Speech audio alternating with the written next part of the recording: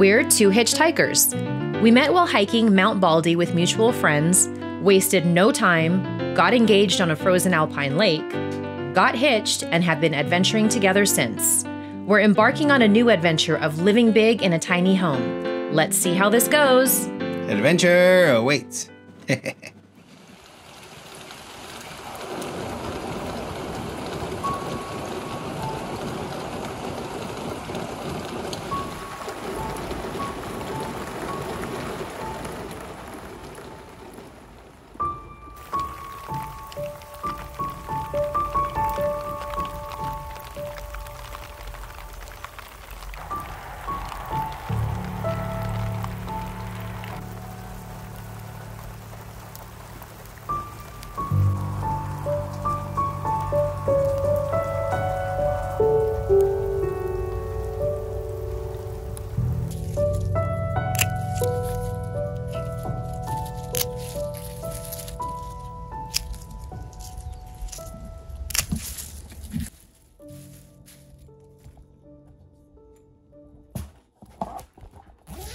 I have some blueberries growing in there with some tomato seeds that I harvested. I'm going to be drying those and planting those in the springtime. I have a bunch of thyme. I cut that back for the wintering or overwintering, and rosemary, same thing, cut it back. I just put the parsley in, and up here I have some nasturtiums that I am going to be drying as well for tea over the winter time. I've got to harvest quite a few more flowers.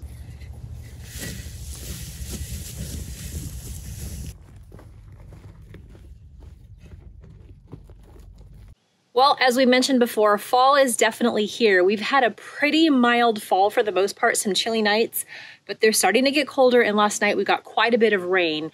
And tonight it's going to be colder still, and tomorrow is not going to warm up above 55. So these pepper plants are not going to be producing anymore, nor will they ripen anymore with any of the fruit, any of the peppers that are still on the plants. So I'm going to take these out of the garden bed, and these are going to go to compost. So I will be harvesting the remaining peppers even if they are still green, because I can still do something with them. And of course, these are the hatch green chilies, and I've got a couple of kind of small ones here. I have no idea if those are going to be tasty or not. I've never had a green chili, like a hatch green chili that is so tiny. They're pretty cute. I'll taste one. Worst case, I can always make pickled peppers. I don't know. So I have some other peppers on here, some sweet peppers. There's quite a few still here on the plant. Everything just got a very late start because we had such an intense summer. It was just too hot even for the peppers. So things didn't really start growing until that heat wave really subsided, actually towards the beginning of August. So the serrano peppers unfortunately didn't get a good big crop, but it is what it is. So I have to take these down because they're not going to be producing anymore, and the garden bed is pretty much going to be dormant. We have a couple of tomatoes that I left on this vine. As you can probably see, there are a couple that are ripe, so I'll be harvesting those, and the not so ripe ones, fried green tomatoes. I've never tried making that. Is that a thing? Yeah, I don't know. So the nasturtiums I'll leave, the marigolds I'll leave, and I'll leave the green onions as well because they survived last year's winter. Time to rip these out. I'm sad, but they were very good to us this year. I'm very happy with our trial run of hatch green chili. So next year you can better believe I'm going to be planting again, and I will be planting more plants. Didn't see that one. Still not a big one, but it's something.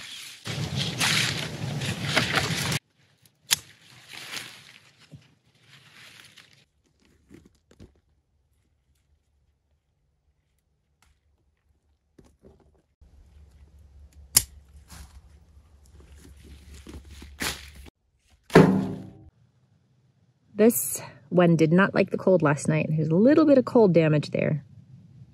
So I'm harvesting them now, otherwise they will all turn black and nothing will be edible.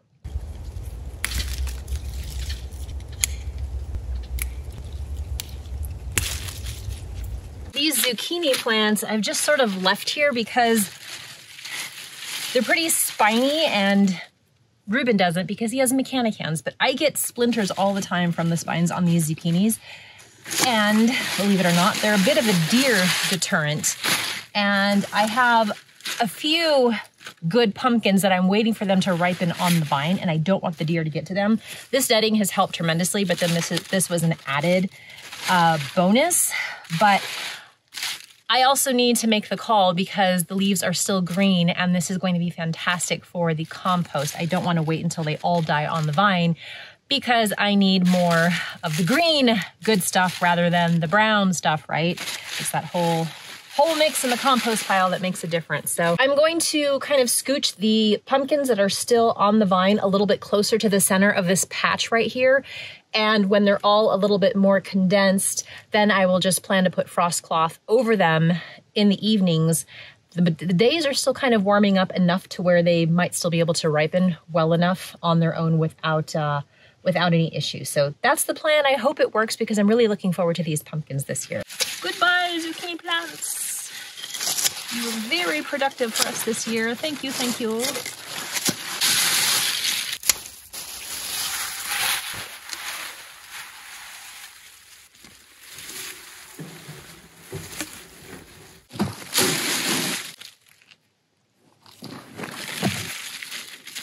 These squash blossoms are edible. My mother-in-law taught me how to make a quesadilla, and you put these inside.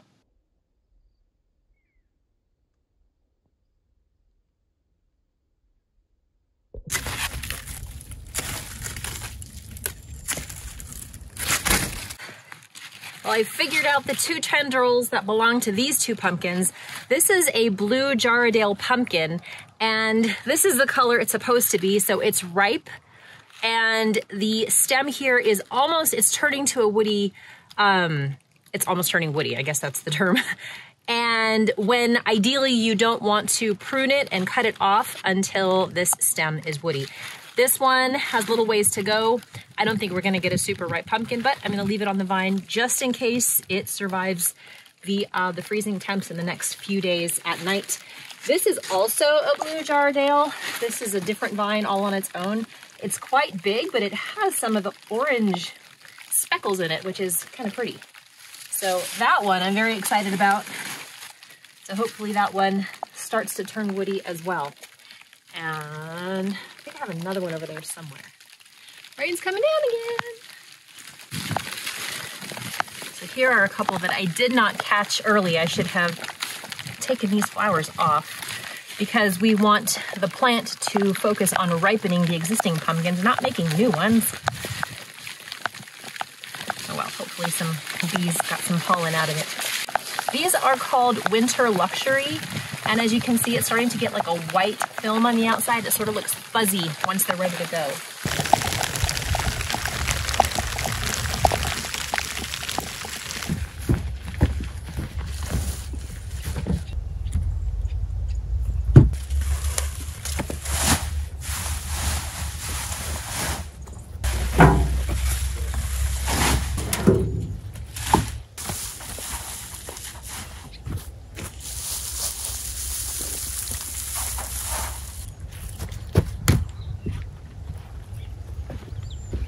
Well, this is it, the last of our summer harvest. Not too shabby, not too shabby.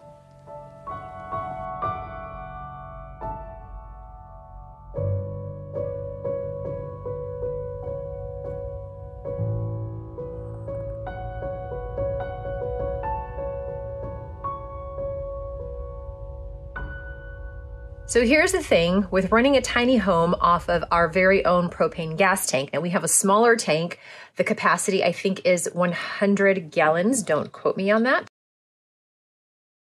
We have to go and get it filled up. We don't get the service here because that requires a subscription and a minimum order every so often.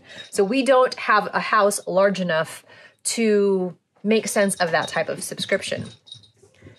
We top it off about every 3 months. We knew we had gone through quite a bit recently, and the plan was to go fill it up this weekend. But today I was prepping some cookies and the stove wouldn't go on.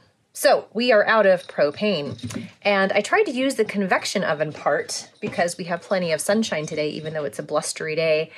And apparently that sort of works a little bit with the with the fuel backup. I'm not entirely sure, but that's not heating up too well either. So cookies are going to be put on hold until tomorrow. Ruben's going to get off of work a little early. We're gonna go fill it up, but I still need to prep dinner. So we got this little convection stovetop here. So it just plugs in, we're at 100%. The sun is shining even though the clouds are coming in and out. So I am just going to prep dinner now. The plan was just to make some green chili stew, and I was gonna make tortillas, but I don't think that's happening now. We'll see about that. But I just wanna get this going. That way I can just heat it up later. It won't take very long and we'll be good to go. And since this is the first night that we're expecting sub-freezing temperatures, I'm gonna go ahead and prep the mini wood stove. This will be our first fire for the season.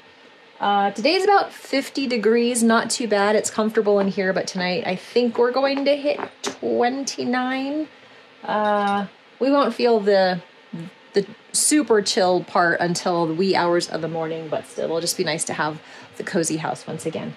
Hi, kitty cat.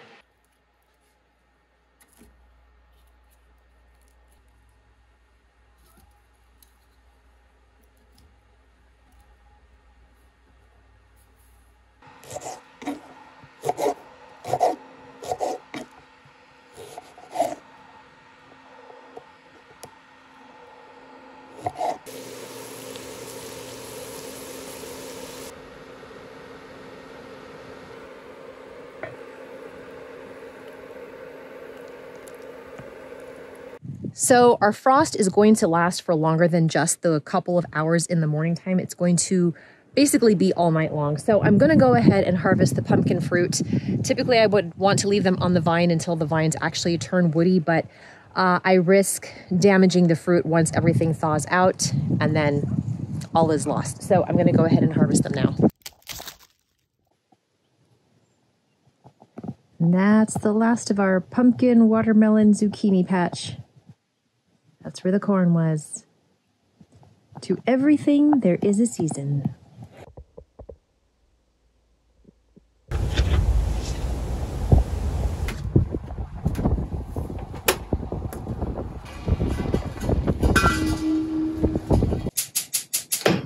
It's doing a thing. It's running the air out of it. And I ended up making tortillas after all.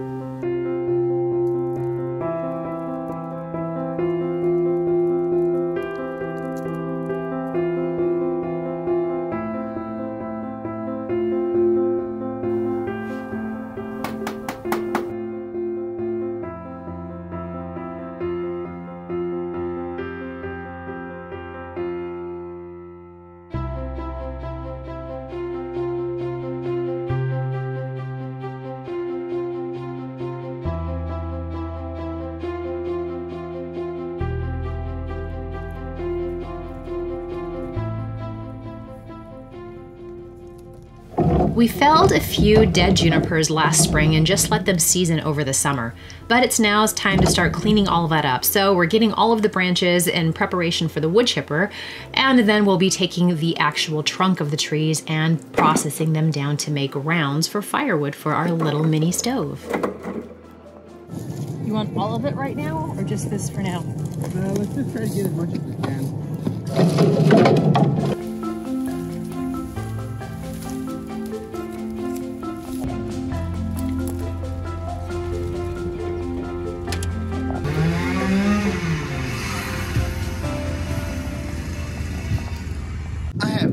Idea what I'm doing. I have all this wood that I have to cut down so that I could make sense of it and burn it in our fire pit when we have our little bonfires. Basically what I'm doing is I'm breaking all this wood down so that we can periodically have a bonfire and get rid of all this junk.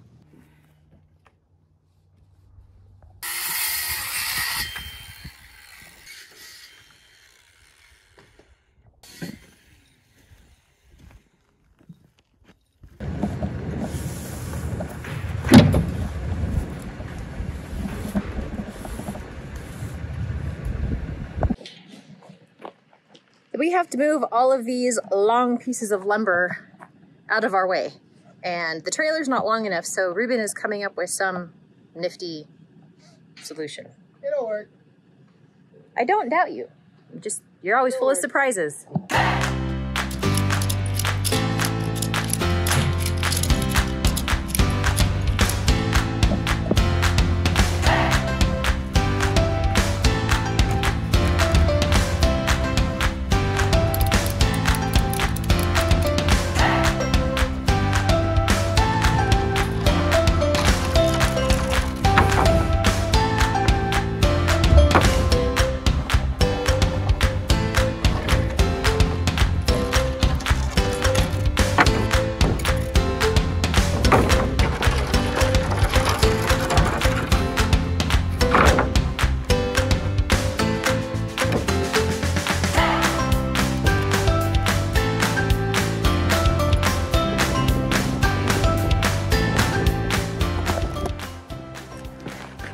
It worked. The trailer is unloaded. We got all of that dimensional lumber out of the way, but now we are over here because we are going to make some rounds.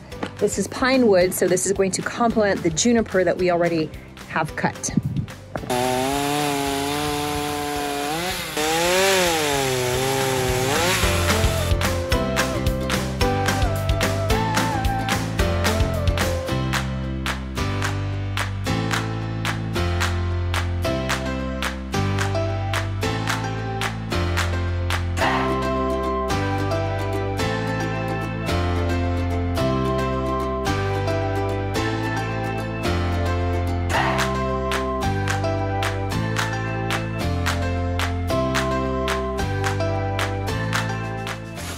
So what we're trying to do is insulate these pipes as best we can because winter is coming.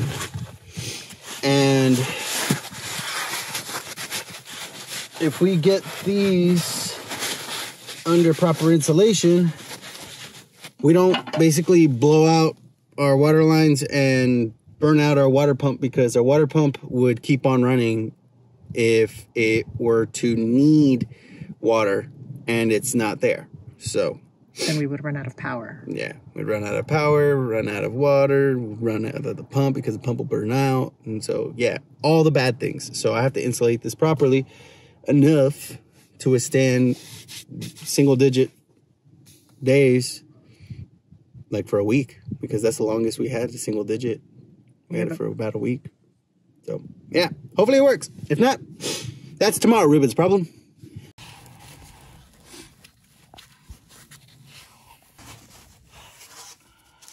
I don't know if this is going to be useful, but I think this is for walls. Yeah. So, and yes, this is usable, but I have to use that big duct tape that I have. This is not going to work on this. I'm just going to have to use a thicker, another layer of that foam. As it's flowing, it should be fine. Well, we're not anticipating any major freezes anytime soon, so you have a minute to do a little research on this. Failure. Just hitting pause. Yeah. And it did fine. We had 3 nights of below freezing, yes. And we have been just fine. Yeah. You do need to use this on the P-trap underneath our shower. So, using what we have. Hooray. So the reason why we're doing it on this particular pipe is because it has what is called a P-trap, which has a little pool of water. Water that isn't moving freezes easily. So that's what I'm trying to insulate so that it doesn't freeze. You need that tape? Yeah. For now, but what I'm gonna do is I'm gonna build a little box and insulate inside the box so that stays absolutely warm over the winter, because yeah, I don't want my shower to not drain. That would be terrible. Indeed. Well, family, that wraps up this week's update. Fall is here and we're almost entirely ready for winter. As always, it's just taking it one day at a time. Let us know any thoughts you have in the comments below. As always, thank you so much for watching, and we'll see you next week.